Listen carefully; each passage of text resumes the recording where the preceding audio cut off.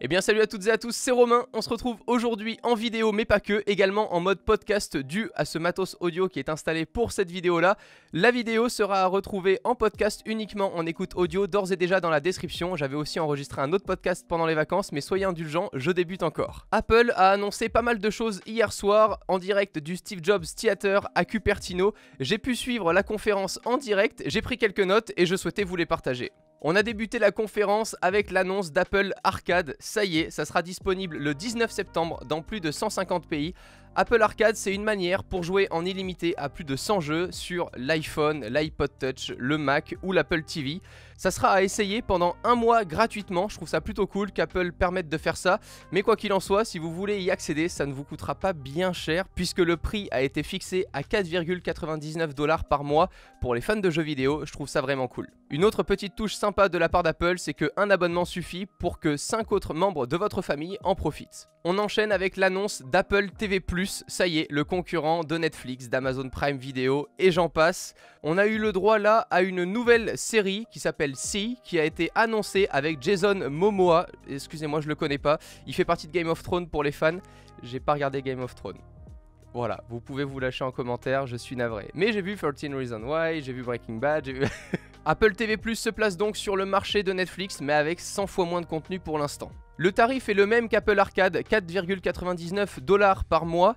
Par contre, l'énorme surprise, c'est que Apple offre un an d'accès à Apple TV+, à partir du moment où vous faites un achat d'un produit Apple, à partir de la conférence, donc dès aujourd'hui, tous les achats Apple que vous faites vous permettront d'avoir un an d'abonnement à Apple TV+, gratuitement. Et Tim Cook a promis d'ajouter de nouvelles productions originales Apple TV+ tous les mois. Je suis donc impatient de voir ce que ça donne et peut-être que dans 5 ans on pourra réellement rivaliser avec le catalogue de Netflix. Une annonce à laquelle personnellement je ne m'y attendais pas du tout. Un iPad à moins de 400 €, 10,2 pouces, une dalle Retina Display, elle est plus lumineuse que l'ancienne dalle. Une puce A10X Fusion, c'est le même processeur que l'iPad Pro de deuxième génération lancé en 2017. Autonomie de 10 heures annoncée, je pense que c'est là l'outil parfait si vous voulez avoir un produit qui vous coûte pas très cher pour pouvoir regarder toutes vos séries hors ligne dans la plupart des voyages que vous faites. Perso, c'est comme ça que j'utilise encore mon iPad mini. Par contre, pas de Face ID sur ce modèle, des bords plutôt larges, mais le Touch ID reste intégré. Bon, vu le prix, c'est normal de faire des concessions. Cet iPad est tout de même compatible avec l'Apple Pencil et peut être connecté à un Smart Keyboard, plutôt pratique. Dispo le 30 septembre à 389 € avec 32 Go. Autant vous dire que celui-ci, je peux le mettre de côté direct. Et à 489 € avec 128 Go en Wi-Fi. Comptez par contre 529 € et 629 € pour la version 4G. Ensuite, Apple annonce, ça y est, la nouvelle Apple Watch série 5. Pour le moment, c'est l'annonce qui m'a le moins excité, peut-être parce que c'est celle qui, pour moi, comporte le moins de changements flagrants, moi qui avais l'ancienne génération, celle qui avait été annoncée il y a tout juste un an. Toujours pas de suivi de sommeil, par exemple, c'est pour ça qu'au bout d'un moment, dans certaines vidéos, vous me voyez avec un mini bracelet et l'Apple Watch, c'est tout simplement parce que je trouve ça cool aussi d'avoir un bracelet qui peut calculer votre activité durant votre sommeil, est-ce que vous vous réveillez souvent, combien de temps vous dormez en sommeil profond. Personnellement, je trouve ça intéressant. Cette nouvelle Apple Watch comporte une dalle LPTO, moins gourmande en batterie et un nouveau capteur de luminosité avec cet écran pour offrir une autonomie de 18 heures comme la précédente génération, donc pas de changement non plus de ce côté-là. Une nouveauté par contre, l'intégration d'une boussole. Ça peut faire rire les plus vieux d'entre nous qui se disent on a dû attendre 5 séries pour avoir une boussole dedans. Maintenant, c'est vrai que ça va venir améliorer grandement par exemple l'utilisation de l'application Plan pour avoir une localisation plus précise qui prend en compte la latitude et la longitude. Le prix débute à 400 $, la version cellulaire sera à 500 $, précommande dispo dès aujourd'hui avec la livraison à partir du 20 septembre. La série 3 est donc maintenant l'entrée de gamme à un prix de 200 $. Et là, ça devient intéressant. Ça y est, je passe à la partie la presque plus intéressante, l'iPhone 11. Le successeur de l'iPhone XR. Un écran LCD de 6,1 pouces, un objectif avant de 12 millions de pixels avec une nouvelle fonctionnalité puisque en plus de pouvoir enregistrer en 4K, il comporte un mode slow motion qu'ils ont appelé je crois slow fizz, c'est l'un des pires mots que j'ai entendu aussi de ma vie, Léo Duff me l'a confirmé également. Une puce A13 Bionic sera intégrée, 1 heure d'autonomie en plus par rapport à l'iPhone XR car oui vous l'avez compris comme je l'ai dit, cet iPhone succède à l'entrée de gamme d'Apple. Deux capteurs photo à l'arrière, un de 12 millions de pixels avec une ouverture de 1.8 et un ultra grand angle de 13 mm de 12 millions de pixels également qui ouvre à 2.4. Je trouve ça top que Apple se mette enfin aux multi-objectifs. L'iPhone 11 64 Go débute à 809 €, le 128 Go à 859 € et le 256 Go à 979 €. Place maintenant, ça y est, à la présentation qui m'a le plus hypé évidemment puisque j'adore aujourd'hui être sous iOS, donc je suis toujours impatient de voir ce qui sort ensuite.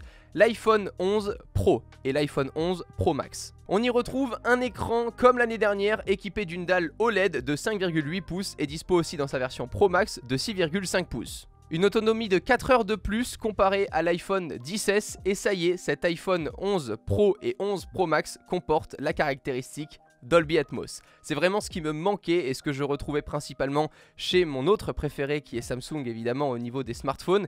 Il y a des choses comme ça qui me manquaient et je suis très content que ça y est Apple fasse le pas là-dessus sur le multi-objectif et sur le Dolby Atmos. Pour ceux et celles qui ne le savent pas, le Dolby Atmos ça va nous permettre d'avoir une spatialisation du son beaucoup mieux définie, ce qui fait que quand tu auras ton téléphone face à toi, tu auras vraiment l'impression d'avoir des bruits qui viennent de part et d'autre de ta tête. C'est plutôt sympa considérant maintenant toutes les séries sur Netflix qui sont dispo en Dolby Atmos. L'iPhone 11 Pro en 64 Go débute à 1159 € et va jusqu'à 1559 € pour la version 512 Go. Maintenant, attardons-nous un petit peu plus sur cet iPhone 11 Pro Max qui ne comporte pas 2 mais 3 objectifs à l'arrière. Ça y est, en plus des 2 précédents objectifs présents sur l'iPhone 11, celui-ci dispose d'un 3e objectif avec une focale de 52 mm de 12 millions de pixels et qui ouvre à 2.4.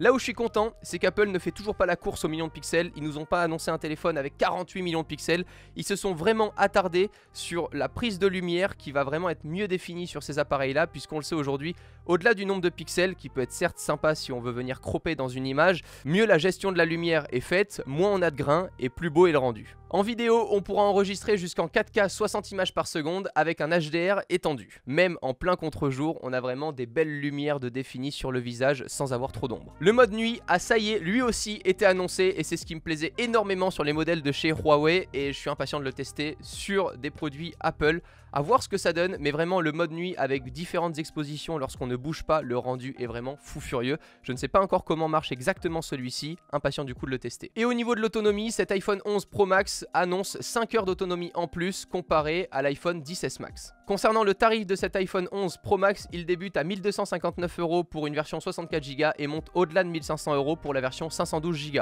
Personnellement, avec le cloud, si tu as déjà 64 Go, c'est déjà très bien.